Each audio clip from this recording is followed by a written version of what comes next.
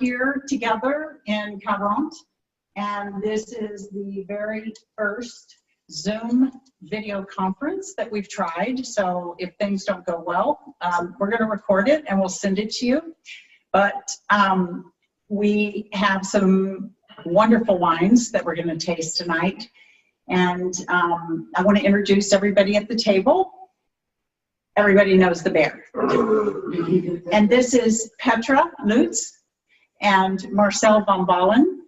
And Marcel is the sommelier that are on our website. If you click the name of the wine, you'll see his wonderful notes that are written with knowledge and a lot of humor in a very approachable manner.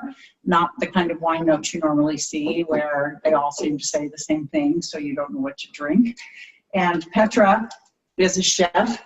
They have a company here in the Languedoc. They do catering and special events for people, and we have had many dinners with them. And most of our friends, if any of you are logged on, you've met Marcel and Petra. So they're here.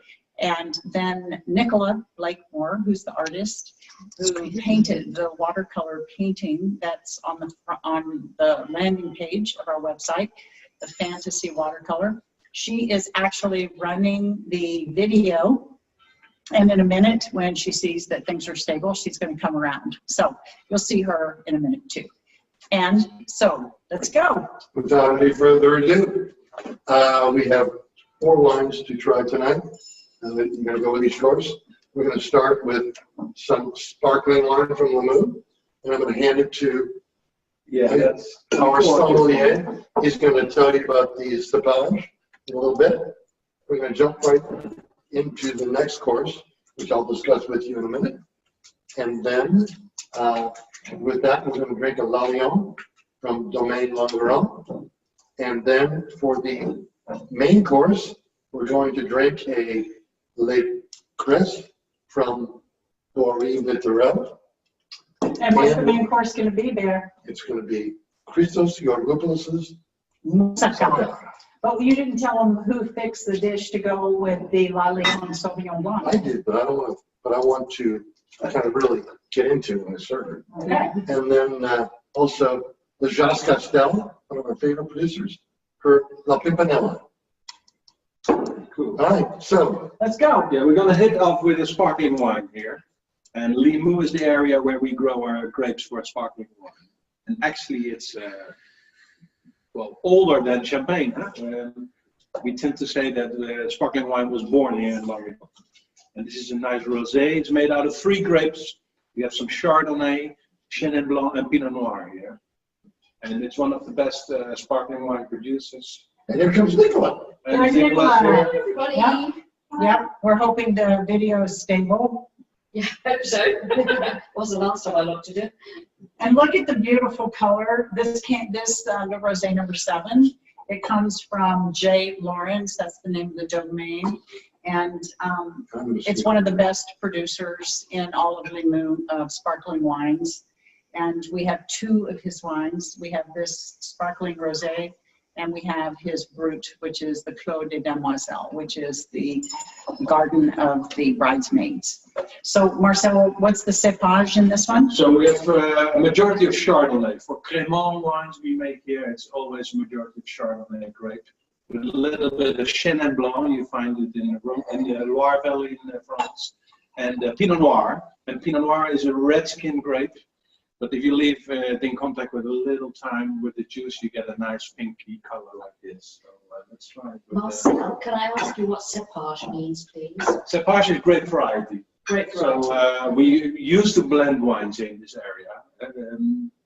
Many of the wines are blended wines, so we mix up grapes together. Actually, we mix up wine together after we made wine out of the different grapes. So let's start with this. Cheers. Cheers. Thank you all for being here. Thank you. Beautiful color. Not reach. Thank you, Nicola, for running the camera. You're welcome. Okay. and thank all of you for being there. And so what we're having with this, these were super simple to make. These little crostini, and we put a little creme fraiche with some lemon juice in it, and some beautiful smoked salmon, and a little bit capers and some chives. And one of the questions that I asked Marcel before we started tonight is, do you think that the vinegar that's in the capers is going to fight with the wine? Because vinegar is often really difficult when you're drinking wines. And he said, no, he didn't think I think so. for this wine it's okay, yeah. And wine tasting, you know, on every level it's fine. If you know nothing about wine, you can still enjoy it. If you have a ton of knowledge, you know more, but the appreciation of wine is the same, I would say. Yeah, it could be the same. Don't even know. Let's try this. So here we go. I tried it. It's delicious. So what do you think? Does it hold up to the It's capers? really soft and fruity to start with. What's amazing about the sparkling wines we make here in the Languedoc, and that's why you see some good selection on the Princess and Bear website, is they have very refined bubbles. It's very soft and gentle in the mouth. And many of the sparkling wines you can buy all over the world are very hefty, Rough. very rough in the mouth, and crazy in bubbles. And this is very refined. It's like a foam in your mouth instead of a very sparkling sharpness. Yeah.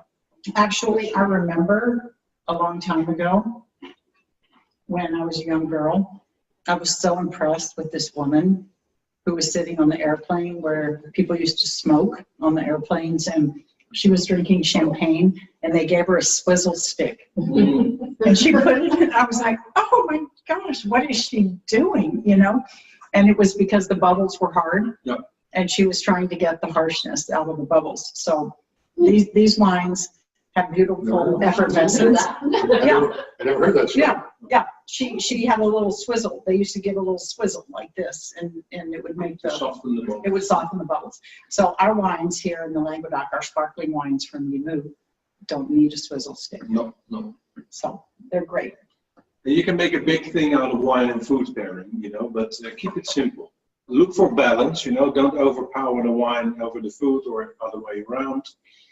And pink food goes well with pink drinks. So champagne, shrimps, grapefruit salads, smoked salmon is perfect with pink wine. And the capers aren't too strong for it. It tastes great. Yeah, the wine is quite powerful because Chardonnay has lots of character. Yeah. Well, all these wines will have character, you know, it's part of the terroir we have here. Is a word we're going to use many times in our So tasting. explain terroir, because not everybody knows the word terroir. What does that mean? Well, it's the environment where you grow your grapes. I think that's much more important to define the taste of a wine than the grape variety.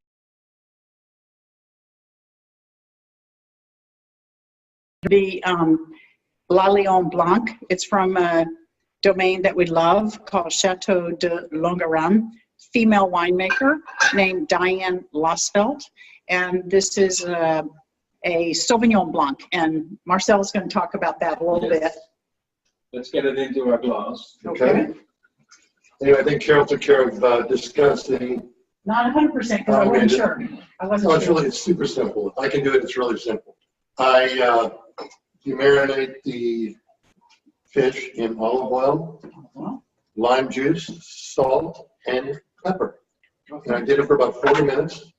Took it out, drained the individual pieces, put it on plates that are completely chilled, and then it's lemon zest, chives, the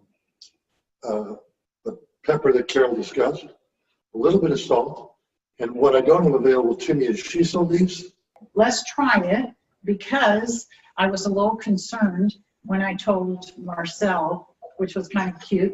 I said, I'm a little worried that the Sauvignon Blanc won't really be able to hold up to it.